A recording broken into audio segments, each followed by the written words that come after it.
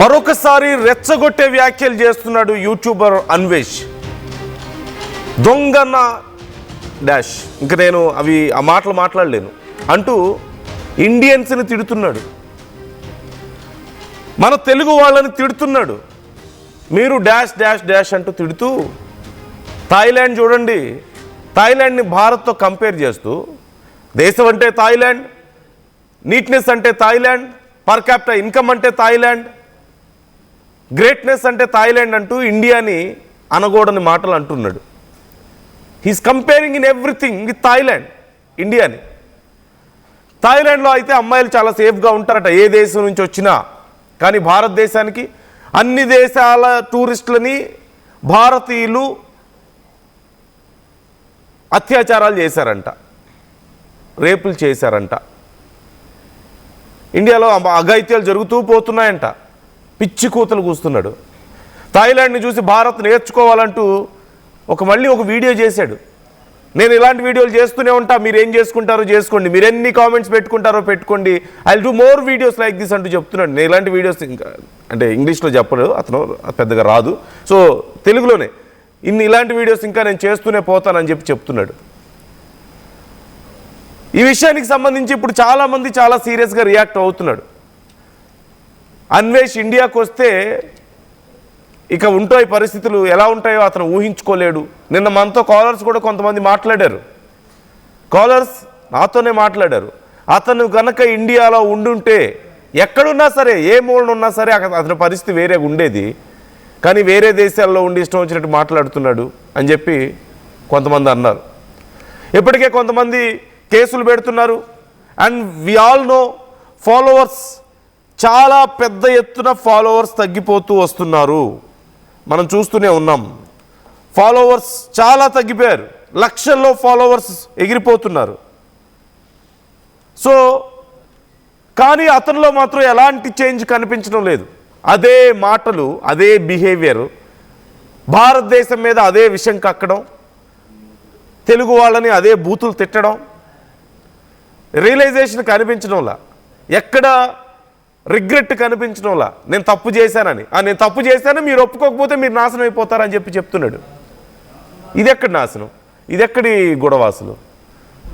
తప్పు చేశానని నేను ఒప్పుకుంటున్నాను, నా సారీని యాక్సెప్ట్ చేయకపోతే మీరు నాశనం అయిపోతారా?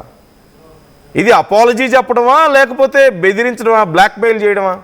నా నాలుక మీద మచ్చలు ఉన్నాయి, మీరు నాశనం అయిపోతారు, 2026 మొత్తం మీకు బ్యాడ్ జరుగుతుంది. Is this the way to convey sorry? Is this the way to apologise? ఇది ఎక్కడి గొడవ అసలు? ఇష్టం వచ్చినట్లుగా భారతీయుల గురించి మాట్లాడుతూ భారతదేశంలో వచ్చిన విదేశీ మహిళలు అందరి మీద రేపులు అవుతున్నాయని చెప్పి మాట్లాడుతున్నాడు. బుద్ధుండే మాట్లాడుతున్నాడా? కామన్ సెన్స్ ఉందా? ఎంతమంది విదేశాలకు సంబంధించిన వాళ్ళు భారతదేశానికి వస్తున్నారు, ఇక్కడికి వచ్చి వాళ్ళు సనాతన ధర్మంలోకి మారిపోతున్న వాళ్ళు ఎంతోమంది ఉన్నారు. కుంభమేళాకు వచ్చి చూడు, కొన్ని వేల మంది విదేశీ మహిళలు, విదేశీయులు కుంభమేళా సమయంలో వేల మంది, ఒకరు ఇద్దరు కాదు, సనాతన ధర్మాన్ని ఫాలో అవుతున్నారు వాళ్ళంతా. కొంతమంది మహిళలు భారతదేశానికి వచ్చి ఇక్కడ ఉన్నటువంటి లవ్ని చూసి, ఇక్కడ ఉన్నటువంటి పరిస్థితులను చూసి they wanted to stay here, ఇక్కడే ఉండిపోవాలనుకుంటున్నారు. మన కల్చర్ని ఫాలో అవుతున్నారు వాళ్ళ దేశంలో. వాళ్ళ పిల్లలకి మన పేర్లు పెట్టుకుంటున్నారు, భారత్ అని వాళ్ళ పిల్లలకి పేరు పెట్టుకున్నారు చాలామంది, తెలుసా? ఇండియా అని పేరు పెట్టుకున్నారు. We all know very famous cricketer, వాళ్ళ డాటర్కి పెట్టుకున్నారు పేరు. అంటే 100% మంచి ఎక్కడైనా ఉందా? నువ్వు చెప్తున్న సోకాల్డ్ థాయిలాండ్లో ఎక్కడ ఏం లేదా? డ్రగ్స్ లేవా అక్కడ లేవా సమస్యలు?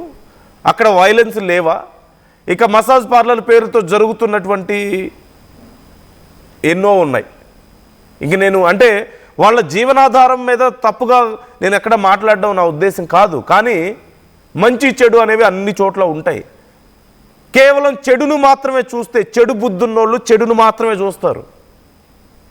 He need Indian follower. భారతదేశంలో ఉన్న ఫాలోవర్స్ కావాలి, భారతదేశంలో ఉన్న సబ్స్క్రైబర్స్ కావాలి, వాళ్ళే గంటలు గంటలు అతని వీడియోస్ చూడాలి, వాళ్ళ దగ్గర నుంచే డబ్బులు రావాలి, మళ్ళీ వాళ్ళకే సోది నీతులని చెప్తారా? వచ్చి చేయొచ్చుగా, భారతదేశంలో మురికి పేరుకుపోయింది దా వచ్చి క్లీన్ చేయి. Why don't you come here? నీ దేశం కాదా? ఈ దేశం మీదనే కదా సంపాదించుకుంటున్నావు. మురికి పేరుకుపోతే వచ్చి క్లీన్ చేయి, నువ్వు కూడా ట్రై చేయి. పక్కన అక్కడెక్కడో కూర్చొని నీతులు చెప్పడం కాదు. అంతకంటే 100 ఇక్కడ బాగా చెప్పేవాళ్ళు ఉన్నారు. నోటికి వచ్చినట్లు బూతులు మాట్లాడడం.